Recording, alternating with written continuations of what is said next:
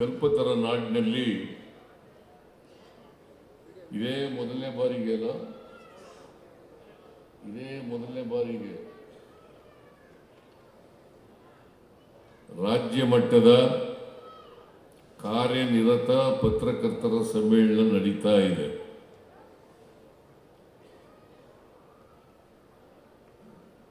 ತುಮಕೂರು ಜಿಲ್ಲಾ ಪತ್ರಕರ್ತರ ಸಂಘದವರು ಮತ್ತು ರಾಜ್ಯ ಪತ್ರಕರ್ತರ ಸಂಘದವರು ಇವರು ಸಂಯುಕ್ತ ಆಶ್ರಯದಲ್ಲಿ ಈ ಸಮ್ಮೇಳನ ನಡೀತಾ ಇದೆ.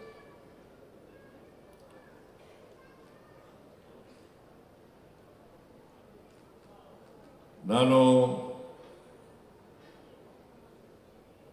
ದಾವಣಗೆರೆಗೂ ಹೋಗಿದ್ದೆ, ಬೇರೆ ಜಿಲ್ಲೆಗಳಲ್ಲಿ ನಡೆದಂಥ ರಾಜ್ಯ ಮಟ್ಟದ ಸಮ್ಮೇಳನಗಳಿಗೂ ಹೋಗಿದ್ದೆ. ಇಲ್ಲೂ ಕೂಡ ಬರಲೇಬೇಕು ಅಂತೇಳಿ ಶಿವಾನಂದ ತಗಡೂರು ಮತ್ತೆ ಪುರುಷೋತ್ತಮ ಇವರೆಲ್ಲ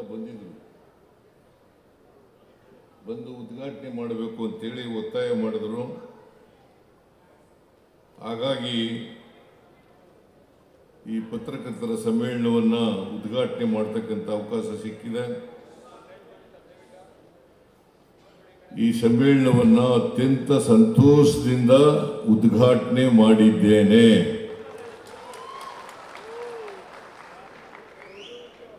ಮೊದಲಿಗೆ ನಿಮ್ಮೆಲ್ಲರಿಗೂ ಕೂಡ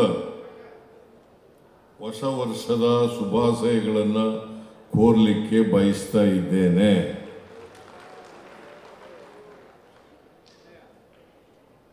ಈಗಾಗಲೇ ಪರಮೇಶ್ವರ ಅವರು, ರಾಜಣ್ಣ ಅವರು, ಶಿವಾನಂದ ತಗಡೂರವರು ಮತ್ತು ಪುರುಷೋತ್ತಮ ಇವರೆಲ್ಲರೂ ಕೂಡ ಮಾತನಾಡಿದ್ದಾರೆ. ಪತ್ರಕರ್ತರ ಸಾಮಾಜಿಕ ಜವಾಬ್ದಾರಿ, ಪತ್ರಕರ್ತರ ಪತ್ರಿಕೋದ್ಯಮದ ಮುಂದೆ ಇರ್ತಕ್ಕಂಥ ಸವಾಲುಗಳು,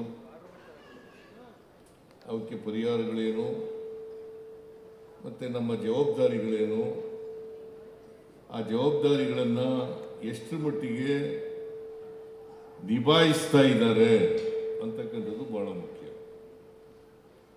ಈಗ ನಾವು ಪತ್ರಿಕೋದ್ಯಮ ಸುಮಾರು 50 ವರ್ಷಗಳ ಹಿಂದೆ ಅಥವಾ ಸ್ವಾತಂತ್ರ್ಯ ಬರೋದಕ್ಕಿಂತ ಮುಂಚಿತವಾಗಿ ಅವತ್ತಿಗೂ ಇವತ್ತಿಗೂ ಹೋಲಿಕೆ ಮಾಡ್ಕೊಳ್ತಕ್ಕಂಥದ್ದು ಬಹಳ ಉತ್ತಮ. ಇವತ್ತು ವಿಜ್ಞಾನ ತಂತ್ರಜ್ಞಾನ ಬೆಳವಣಿಗೆ ಆಗ್ತಾ ಇರೋದ್ರಿಂದ ಪತ್ರಿಕೋದ್ಯಮನೂ ಕೂಡ ಬೆಳವಣಿಗೆಗಳನ್ನು ಕಾಣಲಿಕ್ಕೆ ಸಾಧ್ಯ ಆಗ್ತಾ ಇದೆ. ಇವತ್ತು ಅಮೆರಿಕಾದಲ್ಲಿ ಬೆಂಕಿ ಬಿದ್ದಿದೆ ಅಂತನ್ನೋದು ತಕ್ಷಣ ಇಲ್ಲಿ ಬಂದ್ಬಿಡ್ತದೆ. ಅಷ್ಟು ಮಟ್ಟಿಗೆ ವೇಗವಾಗಿ ಸುದ್ದಿವಾಹಿನಿ ಬದಲಾವಣೆಯನ್ನು ಕಂಡಿದೆ. ಇಂಥ ಯುಗದಲ್ಲಿ ನೀವಿದ್ದೀವಿ ಅಂತಕ್ಕಂಥದ್ದನ್ನ ನೀವೆಲ್ಲರೂ ಕೂಡ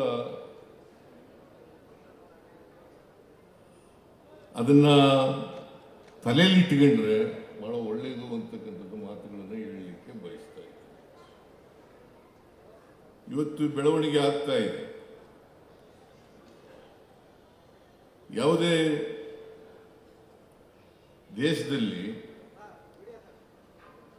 ಪತ್ರಿಕೋದ್ಯಮ ನನ್ನ ಪ್ರಕಾರ ಅದು ವೃತ್ತಿಯಾಗಿಯೇ ಇರಬೇಕು. ಈಗ ಕೆಲವು ವರ್ಷಗಳಿಂದ ಉದ್ಯಮ ಆಗ್ಬಿಟ್ಟದೆ. ಉದ್ಯಮ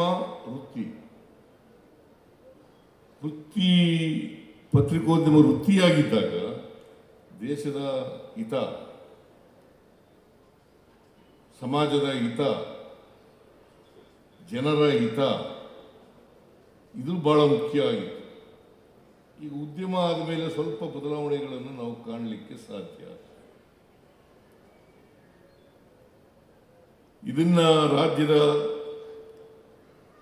ಪತ್ರಕರ್ತರು ಎಲ್ಲರೂ ಕೂಡ ಗಮನದಲ್ಲಿ ಇಟ್ಕೋಬೇಕು ಅಂತಕ್ಕಂಥ ಮಾತುಗಳನ್ನು ಹೇಳಲಿಕ್ಕೆ ಬಯಸ್ತಾ ಇದ್ದೇನೆ.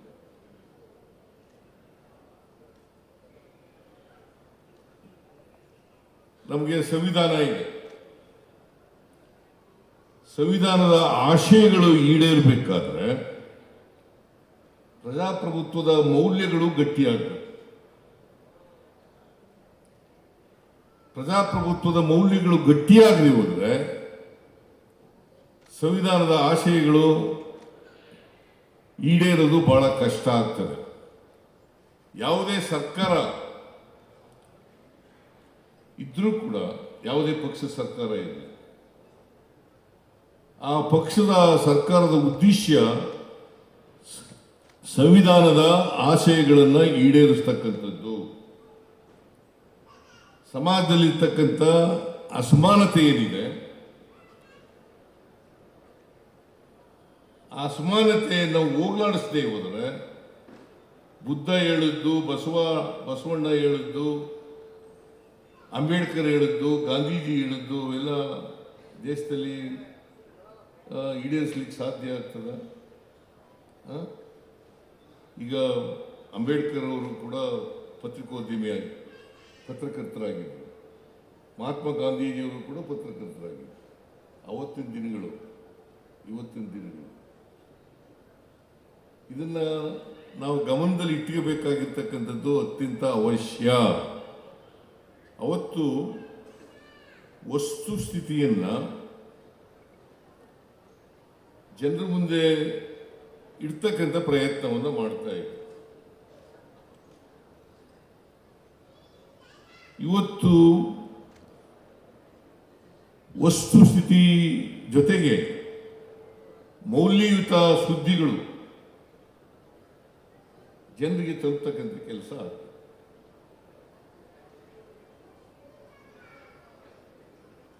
ಒಂದು ಘಟನೆ ಆದ ತಕ್ಷಣವೇ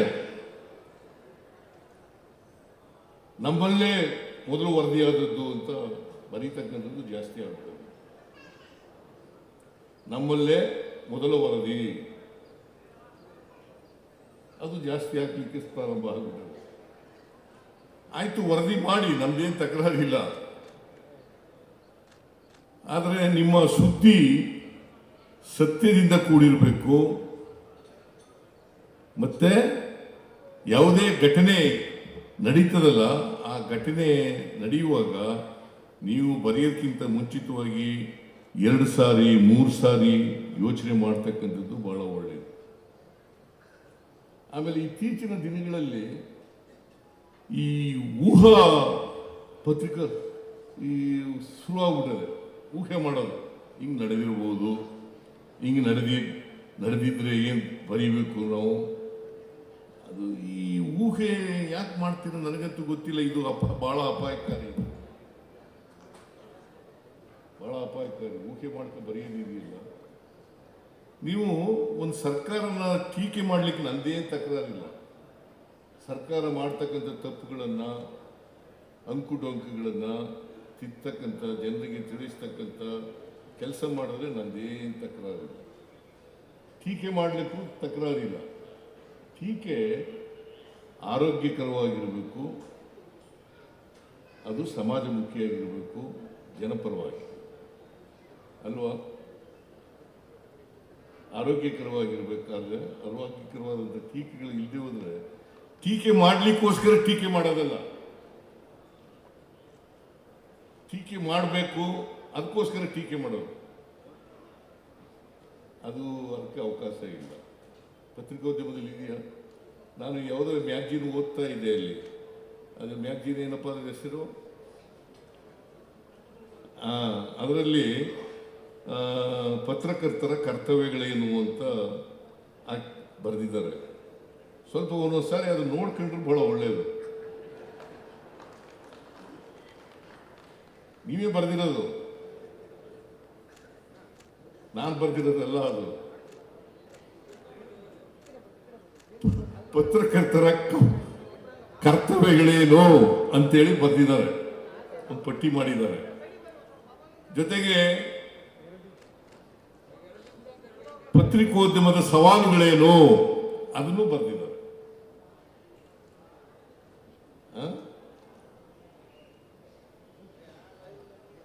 ಈ ಸವಾಲುಗಳು ಮತ್ತೆ ಕರ್ತವ್ಯಗಳನ್ನು ನೀವು ಚಾಚೂ ತಪ್ಪದೆ ನಿರ್ವಹಿಸಿದ್ರೆ ಬಹುಶಃ ಸಮಾಜದಲ್ಲಿ ಬದಲಾವಣೆಯನ್ನು ಆಗಲಿಕ್ಕೆ ಕಷ್ಟ ಏನಾಗಲಿಕ್ಕಿಲ್ಲ ಅಂತೇಳಿ ನಾನು ಭಾವಿಸ್ಕೊತೇನೆ. ಈಗ ಸಂವಿಧಾನದಲ್ಲಿ ಬಹಳ ಸ್ಪಷ್ಟವಾಗಿ ಹೇಳ್ಕೊಂಡಿದ್ದೀವಿ. ಅಂಬೇಡ್ಕರ್ ಅವರೇ ಹೇಳಿದ್ದಾರೆ, ನಮ್ಮ ಸಮಾಜದಲ್ಲಿ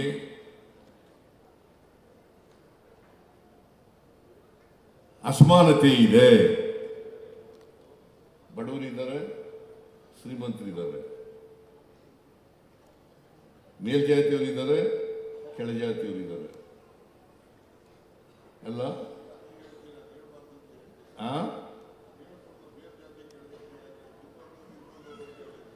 ಇಲ್ಲ, ನೀನು ಹೇಳಿದಾಗ ನಾ ಹೇಳಕ್ಕಾಗಲ್ಲ. ವಸ್ತು ಜಾತಿ ಅನ್ನೋದು ವಾಸ್ತವ. ನೀನು ಕೇಳಿ ಕೆಳಜಾತಿ ಅಂತಲ್ಲ, ವಾಸ್ತವವಾಗಿರೋ ವಿಚಾರ ಬಿಟ್ಟು ನೀವು ಮೇಲಾರ ಹೇಳಕ್ ಹೋದ್ರೆ ಅವೇನೂ ಆಗೋದಿಲ್ಲ ಸಮಾಜದಲ್ಲಿ. ಕೆಳಜಾತಿ ಮೇಲ್ಜಾತಿ ಅನ್ನೋದು ವಾಸ್ತವ. ನೋಡಪ್ಪ, ನೀನು ಚತುರ್ವರ್ಣ ವ್ಯವಸ್ಥೆ ಒಂದ್ಸರಿ ಓದ್ಕೊ, ಮನುಸ್ಮೃತಿ ಓದ್ಕೊ, ಒಂದ್ಸರಿ ಇನ್ನೊಂದ್ಸರಿ ಓದ್ಕೊ. ಕೆಳಜಾತಿ ಆಯ್ತು, ನೀನು ಒಪ್ಕೊಳ್ಳದೆ ಅಂದ್ರೆ ಬಿಟ್ಬಿಡು. ನೀನು ಭಾಷಣ ಮಾಡುವಾಗ ಹೇಳು, ನಾನು ನನ್ನ ಸ್ವಾತಂತ್ರ್ಯ ಕೆಳಜಾತಿ ಮೇಲ್ಜಾತಿ ಅಂತ ಹೇಳ್ತಕ್ಕಂಥದ್ದು ನನ್ನ ಸ್ವಾತಂತ್ರ್ಯ. ನನ್ನ ಸ್ವಾತಂತ್ರ್ಯಕ್ಕೆ ಧಕ್ಕೆ ತರ್ತಕ್ಕಂಥ ಕೆಲಸವನ್ನು ದಯಮಾಡಿ ಮಾಡಬಾರದು. ಚತುರ್ವರ್ಣ ವ್ಯವಸ್ಥೆಯಲ್ಲಿ ಈಗ 4 ವರ್ಣಗಳಿದ್ದಾವೆ. ಅದು ಇನ್ನು ಅಲ್ಗಳಿಯಕ್ಕಾಗತ್ತಾ? ಅದು ಮುಂದುವರಿಸಬಾರಲ್ಲ, ಬದಲಾವಣೆ ಆಗ್ಬೇಕು. ಹೆಂಗೆ ಬದಲಾವಣೆ ಆಗತ್ತೆ? ಹೆಂಗ್ ಬದಲಾವಣೆ ಆಗಬೇಕು?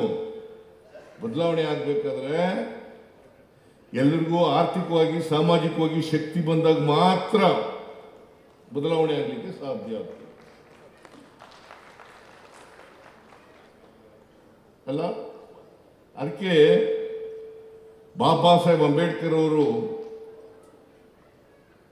ಸಂವಿಧಾನ ರಚನಾ ಸಭೆಯಲ್ಲಿ ಒಂದು ಭಾಷಣ ಮಾಡಿದ್ದಾರೆ, ಕೊನೆಯ ಭಾಷಣ. ಅದು 1949 ನವೆಂಬರ್ 25ನೇ ತಾರೀಕು. ನವೆಂಬರ್ 25, 1949 ಭಾಷಣ ಮಾಡಿದ್ದಾರೆ. ಒಂದು ದಿನ ಮುಂಚಿತವಾಗಿ ಅಂಗೀಕಾರ ಆಗೋಕ್ಕಿಂತ ಮುಂಚಿತವಾಗಿ ಒಂದು ಭಾಷಣ ಮಾಡಿದ್ದಾರೆ. It's an historical speech made by none other than Baba Saheb Ambedkar. ದಯಮಾಡಿ ನಾನು ರಾಜಣ್ಣನಿಗೆ ಹೇಳ್ತೀನಿ, ಆ ಭಾಷಣ ಓದ್ಕೋಬೇಕು. ಏನಂತ ಹೇಳಿದ್ದಾರೆ ಆ ಭಾಷಣದಲ್ಲಿ? 1950 26ನೇ ತಾರೀಕು ಸಂವಿಧಾನ ಜಾರಿಗೆ ಬರ್ತದೆ. ಅವತ್ತು ಸಮಾಜದಲ್ಲಿ ವೈರುಧ್ಯತೆ ಇರ್ತಕ್ಕಂಥ ಸಮಾಜಕ್ಕೆ ಕಾಲಿಡ್ತಾ ಇದ್ದೀವಿ.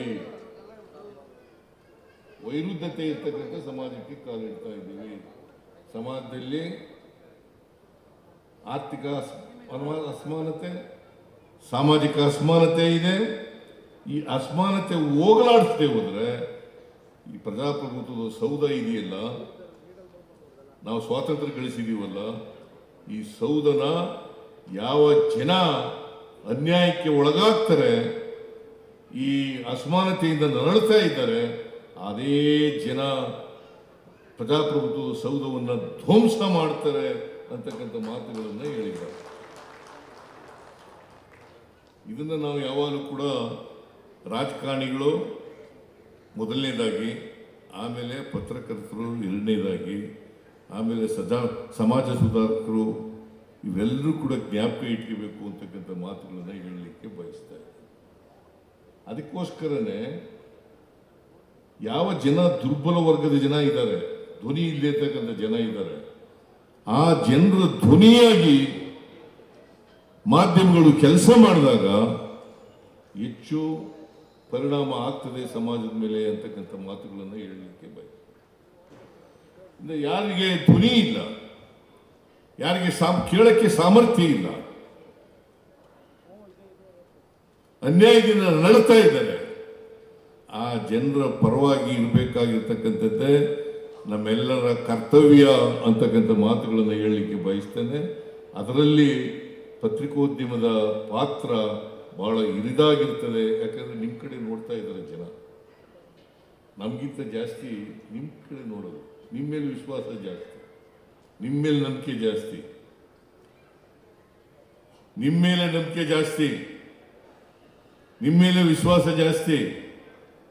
ಅದರಿಂದ ಅವರ ವಿಶ್ವಾರ್ಹತೆ ಇದೆಯಲ್ಲ, ಆ ವಿಶ್ವಾರ್ಹತೆಗೆ ಧಕ್ಕೆ ಬಾರದ ರೀತಿಯಲ್ಲಿ ನಡ್ಕೊಳ್ತಕ್ಕಂಥದ್ದು ಅತ್ಯಂತ ಅವಶ್ಯ. ಅದಕ್ಕೋಸ್ಕರ ನನ್ನೂ ಸೇರಿಸ್ಕೊಂಡು ರಾಜಕಾರಣಿಗಳು, ಸಾಹಿತಿಗಳು,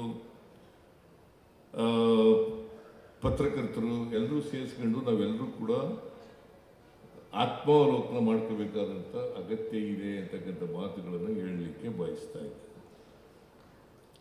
ನನ್ನೂ ಸೇರಿಸ್ಕೊಂಡು, ಬರೀ ಪತ್ರಕರ್ತರಲ್ಲ, ಎಲ್ಲ ಜನರು ಕೂಡ ಇವತ್ತು ಸಮಾಜದಲ್ಲಿ ಈ ಸಮಾಜದ ಬದಲಾವಣೆಗೆ ತರಲಿಕ್ಕೆ ಪ್ರಯತ್ನ ಮಾಡ್ತಕ್ಕಂಥವ್ರು ಎಲ್ಲರೂ ಕೂಡ ಈ ಆತ್ಮಾವಲೋಕನವನ್ನು ಮಾಡ್ಕೊಂಡ್ರೆ ಭಾಳ ಒಳ್ಳೆಯದು. ಆಮೇಲೆ ಈ ನೀವು ಮಾಧ್ಯಮದವ್ರು ಇದ್ದಾರಲ್ಲ, ಈ ಮಾಧ್ಯಮದವರು ಈ ಮೂಢನಂಬಿಕೆ, ಕಂದಾಚಾರಗಳು, ಮೌಢ್ಯಗಳು ಇದಕ್ಕೆ ಹೆಚ್ಚು ಒತ್ತು ಕೊಡಕ್ಕೆ ಹೋಗ್ಬೇಕು. ದಯಮಾಡಿ ಒತ್ತು ಕೊಡಕ್ಕೆ ಹೋಗ್ಬಾರ್ದು. ಯಾಕಂತಂದರೆ ನನ್ನ 2 ಘಟನೆಗಳು ನನ್ನ ಜೀವನದಲ್ಲಿ ನಡೆದವು. ಒಂದು ಘಟನೆ ಏನಪ್ಪ ಅಂದರೆ, ಚಾಮರಾಜನಗರಕ್ಕೆ ಹೋದರೆ ಮುಖ್ಯಮಂತ್ರಿ ಹೋಗ್ಬಿಡ್ತದೆ ಅಂತ ಬರೆದರು ಪತ್ರಿಕೆಯವರೆಲ್ಲ. ಚಾಮರಾಜನಗರಕ್ಕೆ ಹೋದರೆ ಮುಖ್ಯಮಂತ್ರಿಯಾಗಿ ಮುಖ್ಯಮಂತ್ರಿ ಸ್ಥಾನ ಹೋಗ್ಬಿಡ್ತದೆ ಅಂತ ಬರೆದರು. ನಾನು ಒಂದು 15 ಸಾರಿ ಹೋಗಿರ್ಬೋದು, ನನ್ನ ಮುಖ್ಯಮಂತ್ರಿ ಸ್ಥಾನ ಇನ್ನೂ ಗಟ್ಟಿಯಾಯಿತು. ಇಂಥದಕ್ಕೆಲ್ಲ ಯಾಕೆ ಬೆಂಬಲ ಕೊಡ್ತೀರಿ? ಆಮೇಲೆ ಒಂದ್ಸಾರಿ ನನ್ನ ಕಾರ್ ಮೇಲೆ ಒಂದು ಕಾಗೆ ಕೂತ್ಕೊಂಡ್ಬಿಟ್ಟಿತ್ತು. ಅದು ಏನೋ ರೋಗ ಬಂದಿದ್ದ ಕೂತ್ಕೊಂಡಿತ್ತು, ನನಗೆ ಗೊತ್ತಿಲ್ಲ, ಗ್ಲಾಸ್ ಮೇಲೆ ಕೂತ್ಕೊಂಡ್ಬಿಟ್ಟಿತ್ತು. ಇಬ್ಬರು ಇವರು ಎಂಥದ್ದು ಈ ಭವಿಷ್ಯ ಹೇಳೋರು, ಜ್ಯೋತಿಷಿಗಳು ಒಂದಿನ ಟಿ ವಿನಲ್ಲಿ ಚರ್ಚೆ. ಏನಪ್ಪ ಚರ್ಚೆ? ನಾನು ಬಹಳ ಕುತೂಹಲದಿಂದ ನೋಡಿದೆ. ಏನು ಚರ್ಚೆ ಅಂತಂದರೆ, ನಾನು ಇನ್ನೂ 17ನೇ ಇಸ್ವಿನಲ್ಲಿ 2017ನೇ ಇಸ್ವಿನಲ್ಲಿ, ಇನ್ನೂ ಜನವರಿ ತಿಂಗಳು ಫೆಬ್ರವರಿ ತಿಂಗಳು ಇರಬೇಕು, ಮುಂದಿನ ಬಜೆಟನ್ನು ಮಂಡಿಸ್ತಾರೆ. ಮಂಡಿಸಿದ ಮೇಲೆ ಮುಖ್ಯಮಂತ್ರಿ ಸ್ಥಾನ ಹೋಗ್ಬಿಡ್ತದೆ ಅಂತ ಒಬ್ಬರು ವಾದ ಮಾಡ್ತಾ ಇದ್ರು. ಇನ್ನೊಬ್ಬ ಪುರೋಹಿತ, ಇನ್ನೊಬ್ರು ಏನು ಮಾಡಿದ್ರು, ಇಲ್ಲ ಮಂತ್ರಿ ಇರ್ತದೋ ಬಜೆಟ್ ಮಂಡಿಸೋಕ್ಕಿಂತ ಮುಂಚಿತವಾಗಿ ಮುಖ್ಯಮಂತ್ರಿ ಹೋಗ್ಬಿಡ್ತದೆ. ಅದಾದ್ಮೇಲೆ ಎಷ್ಟು ಬಜೆಟ್ ಮಂಡಿಸ್ತೀನಿ ನಾನು? 17 ಬಜೆಟ್ ಮಂಡಿಸ್ತೆ, 18 ಬಜೆಟ್ ಮಂಡಿಸ್ತೆ, 2023 ಬಜೆಟ್ ಮಂಡಿಸ್ತೆ, 24 ಬಜೆಟ್ ಮಂಡಿಸ್ತೆ, 26ನೇದು ಮಂಡಿಸ್ತಾ ಇದ್ದೀನಿ, 25ನೇದು ಮಂಡಿಸ್ತಾ ಇದ್ದೀನಿ.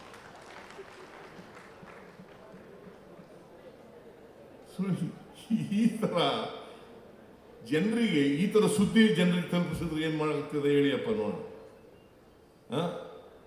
ಇದು ನಂಬ್ಕತರ ಇಲ್ವೋ ಜನ? ಅದಕ್ಕೆ ಪತ್ರಕರ್ತರಿಗೆ ವೈಚಾರಿಕತೆ ಇರಬೇಕು, ವೈಜ್ಞಾನಿಕತೆ ಇರಬೇಕು, ವಸ್ತುಸ್ಥಿತಿಯ ಅರಿವಿರಬೇಕು. ಆಮೇಲೆ ಈ ಅಧ್ಯಯನಶೀಲರಾಗಬೇಕು. ನೀವೆಲ್ಲ ಅಧ್ಯಯನಶೀಲರಾಗದೆ ಹೋದರೆ ಬಹಳ ಕಷ್ಟ. ಮತ್ತೆ ಸಂಶೋಧನೆ ಮಾಡಬೇಕು. ರಿಸರ್ಚ್ ಇಲ್ವೇ ಇಲ್ಲ. ಬಹಳ ರಿಸರ್ಚ್ ಮಾಡ್ತಿದ್ರು ಮಂದಿ ಎಲ್ಲ, ಹಿಂದೆ ಎಲ್ಲ ರಿಸರ್ಚ್ ಮಾಡ್ತಾ ಇದ್ರು. ಈಗ ರಿಸರ್ಚ್ ಮಾಡ್ತಕ್ಕಂಥದ್ದು ಕೂಡ ಕಡಿಮೆ ಆಗ್ತಾ ಇದೆ. ರಿಸರ್ಚೇ ಮಾಡ್ತಾ ಇಲ್ಲ ಅಂತ ಹೇಳಕ್ ಹೋಗಲ್ಲ, ರಿಸರ್ಚ್ ಮಾಡ್ತಾ ಇರ್ತಕ್ಕಂಥದ್ದು ಕೂಡ ಕಡಿಮೆ ಆಗ್ತದೆ. ಅದಕ್ಕೆ ಸತ್ಯ ಶೋಧನೆ ಆಗಬೇಕು. ಸತ್ಯವನ್ನು ಹೇಳೋದಕ್ಕೆ ನಿಷ್ಠುರವಾಗಿ ಹೇಳ್ತಕ್ಕಂಥ ಕೆಲಸ ಮಾಡಿ. ಅದಕ್ಕೆ ನಾನು ನಿಮ್ಮ ಸ್ವಾತಂತ್ರ್ಯ ಇದೆಯಲ್ಲ, ಅಭಿವ್ಯಕ್ತಿ ಸ್ವಾತಂತ್ರ್ಯ, ಪತ್ರಿಕಾ ಸ್ವಾತಂತ್ರ್ಯ, ಇದನ್ನ ಯಾವಾಗಲೂ ಕೂಡ ಗೌರವಿಸ್ತಕ್ಕಂಥವನು. ನನ್ನ ಮೇಲೆ ಬರೀಲಿ, ನಮ್ಮ ಸರ್ಕಾರದ ಮೇಲೆ ಬರೀಲಿ, ನಾನು ಯಾವುದಕ್ಕೂ ಅದಕ್ಕೆ ನಮ್ಮ ವಿರುದ್ಧ ಬರೆದೋದಕ್ಕೆ ಒತ್ತು ಕೊಡಲಿಕ್ಕೆ ಹೋಗಲ್ಲ, ಅಥವಾ ನಮ್ಮ ಪರವಾಗಿ ಬರೆದೋದಕ್ಕೂ ಕೂಡ ನಾನು ಉಬ್ಬೋಗ್ತಕ್ಕಂಥ ಕೆಲಸವನ್ನು ಮಾಡಲ್ಲ. ಪತ್ರಿಕಾ ಧರ್ಮ ಅವ್ರ ಕೆಲಸ ಅವ್ರು ಮಾಡ್ತಾರೆ.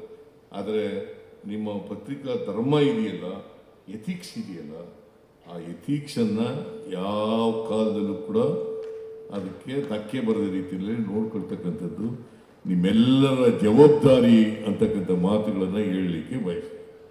ಎಥಿಕ್ಸ್ ಮರಿಬಾರ್ದು, ಪ್ರೊಫೆಷನಲ್ ಎಥಿಕ್ಸ್ ಅದು ಮರಿಬಾರ್ದು. ಅದು ಮರೆತರೆ ಪತ್ರಿಕೋದ್ಯಮದಲ್ಲಿ ಜನರಿಗೆ ನಂಬಿಕೆ, ವಿಶ್ವಾಸಾರ್ಹತೆ ಕಡಿಮೆ ಆಗಲಿಕ್ಕೆ ಪ್ರಾರಂಭ ಆಗ್ತದೆ. ಈಗಾಗಲೇ ಓದೋರ ಸಂಖ್ಯೆ ಕಡಿಮೆ ಆಗ್ಬಿಟ್ಟಿದೆ. ಮುದ್ರಣ ಪತ್ರಿಕೋದ್ಯಮ ಇದೆಯಲ್ಲ, ಅದು ಕಡಿಮೆ ಆಗ್ತಾ ಇದೆ. ಆದರೂ ನಾನು ಮಾತ್ರ ದಿನ ಮುದ್ರಣ ಪತ್ರಿಕೆನೇ ಓದೋದು, ಪ್ರಿಂಟ್ ಮೀಡಿಯಾನೇ ಹೆಚ್ಚಾಗಿ ಪತ್ರಿಕೆಗಳನ್ನೇ ಓದೋದು. 1 ಗಂಟೆ ಅದಕ್ಕೋಸ್ಕರವಾಗಿ ನಾನು ಎಷ್ಟೇ ತೊಂದರೆ ಆದರೂ ಕೂಡ 1 ಗಂಟೆ 1.25 ಗಂಟೆ ಎಲ್ಲ ಪತ್ರಿಕೆಗಳನ್ನು ಕೂಡ ಅಟ್ಲೀಸ್ಟ್ ಕನಿಷ್ಠ ಪಕ್ಷ ಹೆಡ್ಲೈನ್ಸ್ನಾರು ಕೂಡ ಕಣ್ಣಾಯಿಸ್ತಕ್ಕಂಥ ಕೆಲಸವನ್ನು ಮಾಡ್ತೇನೆ. ಟಿ ವಿ ಚಾನೆಲ್ಗಳಲ್ಲಿ ಒಂದೊಂದು ಸಾರಿ ರಾತ್ರಿ ನೋಡ್ತೀನಿ, ನಾನು 10 ಗಂಟೆಯಿಂದ 11 ಗಂಟೆವರೆಗೂ ನೋಡ್ತೀನಿ. ಅಲ್ಲಿ ಏನು ಸುದ್ದಿಗಳು ಬರ್ತವೆ ಅಂತ ನೋಡ್ತೀನಿ. ಹೆಚ್ಚಾಗಿ ಕನ್ನಡ ಚಾನೆಲ್ಗಳನ್ನೇ ನೋಡೋದು ನಾನು. ಇಂಗ್ಲೀಷ್ ಚಾನೆಲ್ಗಳು ಭಾಳ ಕಡಿಮೆ ನೋಡೋದು. ಅದರಿಂದ ನೀವೆಲ್ಲ ಇಲ್ಲಿ ಕನ್ನಡ ಚಾನೆಲ್ನಲ್ಲಿ ಕೆಲಸ ಮಾಡ್ತಕ್ಕಂಥವ್ರು ಇದ್ದೀರಿ, ಪತ್ರಕರ್ತರಿದ್ದೀರಿ, ನೀವೆಲ್ಲರೂ ಕೂಡ ಸಮಾಜದ ಮುಖಿಯಾಗಿ ಸಾಮಾಜಿಕ ಜವಾಬ್ದಾರಿಯನ್ನು ಚಾಚು ತಪ್ಪದೆ ನಿರ್ವಹಿಸಲಿ ಅಂತಕ್ಕಂಥ ಮಾತುಗಳನ್ನು ಈ ಸಂದರ್ಭದಲ್ಲಿ ಹೇಳಲಿಕ್ಕೆ ಬಯಸ್ತಾ ಇದ್ದೇನೆ. ಇವತ್ತು ನಾಳೆ 2 ದಿನ ನಡೀತದೆ ನಿಮ್ಮದು. ನಾಳೆ ಇವೆಲ್ಲ ಚರ್ಚೆ ಮಾಡಿ ಒಂದು ಸುದ್ದಿ ಹೋಗ್ಬೇಕು, ಎಲ್ರಿಗೂ ಮೆಸೇಜ್ ಹೋಗ್ಬೇಕು. ಈ ರಾಜ್ಯಕ್ಕೆ ಒಂದು ಮೆಸೇಜ್ ಹೋಗ್ತಕ್ಕಂಥದ್ದು. ಮತ್ತು ಸಂವಿಧಾನ ಪ್ರತಿಯೊಬ್ಬರು ಕೂಡ ತಿಳ್ಕೋಬೇಕಾಗ್ತದೆ. ಅದಕ್ಕೆ ನಾವು ನಮ್ಮ ಸರ್ಕಾರ ಶಾಲಾ ಮಕ್ಕಳಿಂದ ಕಾಲೇಜ್ ಮಕ್ಕಳು ಎಲ್ಲರಿಗೂ ಕೂಡ ಸಂವಿಧಾನ ಗೊತ್ತಾಗಬೇಕು ಅಂತೇಳಿ ಶಾಲಾ ಕಾಲೇಜುಗಳಲ್ಲಿ ಸಂವಿಧಾನವನ್ನು ಪ್ರಿಯಾಂಬಲ್ ಓದಿಸ್ತಕ್ಕಂಥ ಕೆಲಸವನ್ನು ಮಾಡ್ತಾ ಇದ್ದಾರೆ. ಯಾಕಂತಂದರೆ ಪ್ರತಿಯೊಬ್ಬರಿಗೂ ಕೂಡ ಸಂವಿಧಾನ ಗೊತ್ತಾಗಬೇಕು. ಈ ದೇಶದ ಜನರಿಗೆ ಗೊತ್ತಾದಾಗ ಮಾತ್ರ ನಮ್ಮ ಕರ್ತವ್ಯಗಳೇನು, ನಮ್ಮ ಜವಾಬ್ದಾರಿಗಳು. ಬಿಕಾಸ್ ಹಕ್ಕುಗಳು ಮತ್ತು ಕರ್ತವ್ಯಗಳು ಇರ್ತಲೇ ಹೋಗಲ್ಲ. ಬರೀ ಹಕ್ಕುಗಳನ್ನು ಮಾತ್ರ ಚಲಾಯಿಸಬೇಕಾಗಲ್ಲ, ಜವಾಬ್ದಾರಿಯನ್ನು ಕೂಡ ಚಲಾಯಿಸಬೇಕು. ಅದನ್ನು ಮಾಧ್ಯಮದಲ್ಲಿ ಯಾಕೆ ನಾನು ಇವನ್ನೆಲ್ಲ ಪ್ರಸ್ತಾಪ ಮಾಡ್ತೀನಿ ಅಂತಂದರೆ, ನಿಮ್ಮದು ಒಂದು ಶಕ್ತಿಯುತವಾದಂಥ ಮಾಧ್ಯಮ. ಅದಕ್ಕೋಸ್ಕರವಾಗಿ ಇವನ್ನೆಲ್ಲರೂ ಕೂಡ ಇನ್ನೂ ಜನರು ನಿಮ್ಮ ಮೇಲೆ, ನಿಮ್ಮ ಕಡೆ ನೋಡ್ತಾ ಇದ್ದಾರೆ, ನಿಮ್ಮ ಮೇಲೆ ನಂಬಿಕೆ ಇಟ್ಕೊಂಡಿದ್ದಾರೆ, ನಿಮ್ಮ ಕಡೆ ವಿಶ್ವಾಸವನ್ನು ಇಟ್ಕೊಂಡಿದ್ದಾರೆ. ಅದಕ್ಕೆ ಧಕ್ಕೆಯಾಗದ ರೀತಿಯಲ್ಲಿ ನೋಡ್ಕೊಳ್ಬೇಕು ಅಂತಕ್ಕಂಥ ಮಾತುಗಳನ್ನು ಈ ಸಂದರ್ಭದಲ್ಲಿ ಹೇಳಲಿಕ್ಕೆ ಬಯಸ್ತಾ ಇದ್ದೇನೆ. ಜೊತೆಗೆ ಶಿವಾನಂದ ಅವರು ಕೆಲವು ಒತ್ತಾಯಗಳನ್ನು ಮಾಡಿದ್ದಾರೆ. ಈಗ ನಾವು ಈಗಾಗಲೇ ನೋಡಿ, ಬಸ್ ಪಾಸು ಗ್ರಾಮೀಣ ಪ್ರದೇಶದಲ್ಲಿರ್ತಕ್ಕಂಥ ಅವರಿಗೆ ಬಸ್ ಪಾಸ್ ಕೊಡಬೇಕು ಅಂತ ಹೇಳಿದ್ರಿ. ಅದು ಬಜೆಟ್ನಲ್ಲೂ ಘೋಷಣೆ ಮಾಡಿದ್ರಿ. ದಾವಣಗೆರೆಯಲ್ಲಿ ನೀವು ಒತ್ತಾಯ ಮಾಡಿದ್ರಿ, ಅದು ಬಜೆಟ್ನಲ್ಲೂ ಘೋಷಣೆ ಮಾಡಿದೆ. ಈಗ ಜಾರಿ ಮಾಡ್ತಕ್ಕಂಥ ಕೆಲಸವನ್ನು ಮಾಡ್ತೀವಿ. ಕೆಲವೇ ದಿನಗಳಲ್ಲಿ ನಿಮ್ಮ ಕೈಗೆ ಬಸ್ ಪಾಸ್ಗಳು ಸಿಗ್ತವೆ. ಕೆಲವೇ ದಿನಗಳಲ್ಲಿ ಬಸ್ ಪಾಸ್ಗಳು ಸಿಗ್ತವೆ. ಆಮೇಲೆ ಮಾಸಾಸನನ್ನು ಹೆಚ್ಚು ಮಾಡಿದ್ದೀನಿ ನಾನು. 12,000 ರೂಪಾಯಿ ಮಾಡಿದ್ದೀನಿ ಮಾಸಾಸನ. ಆಮೇಲೆ 3,000ದಿಂದ 12,000 ಮಾಡಿದ್ದೀನಿ. ಇದು ನಮ್ಮ ಸರ್ಕಾರನೇ ಮಾಡಿರೋದು, ನಮ್ಮ ಸರ್ಕಾರನೇ ಮಾಡಿರೋದು. ಆಮೇಲೆ ಈ ಪತ್ರಕರ್ತರ ಆರೋಗ್ಯ ವಿಮೆ ಮಾಡಬೇಕು ಅಂತ ಹೇಳಿದ್ದಾರೆ. ಈಗಾಗಲೇ 10 ಕೋಟಿ ರೂಪಾಯಿ ಇಟ್ಟಿದ್ದೀವಿ, ಅದನ್ನು ಜಾರಿ ಮಾಡುತ್ತೇವೆ ಅಂತಕ್ಕಂಥ ಮಾತುಗಳನ್ನು ಹೇಳಲಿಕ್ಕೆ ಇವೆಲ್ಲ ಮಾಡ್ಕೊಳ್ಳೋಣ. ನಮ್ಮ ಪರವಾಗಿರಿ ಅಂತ ಅಲ್ಲ, ಸಮಾಜದ ಪರವಾಗಿರಿ ಅಂತ ಅಷ್ಟೇ ಹೇಳಲಿಕ್ಕೆ ಬಯಸ್ತೇನೆ. ಸಮಾಜದ ಪರವಾಗಿರಬೇಕು, ಯಾವುದೇ ಒಂದು ಜಾತಿ ಧರ್ಮದ ಪರವಾಗಿರೋದಲ್ಲ, ಸಮಾಜದ ಪರವಾಗಿರ್ತಕ್ಕಂಥ ಕೆಲಸವನ್ನು ಮಾಡಬೇಕು ಅಂತಕ್ಕಂಥ ಮಾತುಗಳನ್ನು ಹೇಳಿ, ಇನ್ನೇನಾದ್ರು ಇದ್ರೆ ನಿಮ್ಮ ಒತ್ತಾಯಗಳು ಬೇಡಿಕೆಗಳು ಏನಾದ್ರು ಇದ್ರೆ ಆ ಬೇಡಿಕೆಗಳು ನ್ಯಾಯಯುತವಾಗಿರ್ತಕ್ಕಂಥ ಬೇಡಿಕೆಗಳನ್ನೆಲ್ಲ ಈಡೇರಿಸ್ತಕ್ಕಂಥ ಕೆಲಸವನ್ನು ನಮ್ಮ ಸರ್ಕಾರ ಮಾಡ್ತದೆ ಅಂತಕ್ಕಂಥ ಮಾತುಗಳನ್ನು ಈ ಸಂದರ್ಭದಲ್ಲಿ ಹೇಳಿ, ಈ ಸಮ್ಮೇಳನ 2 ದಿನ ನಡೀತದೆ. ವಸ್ತುನಿಷ್ಠವಾಗಿ ನಡೀಲಿ.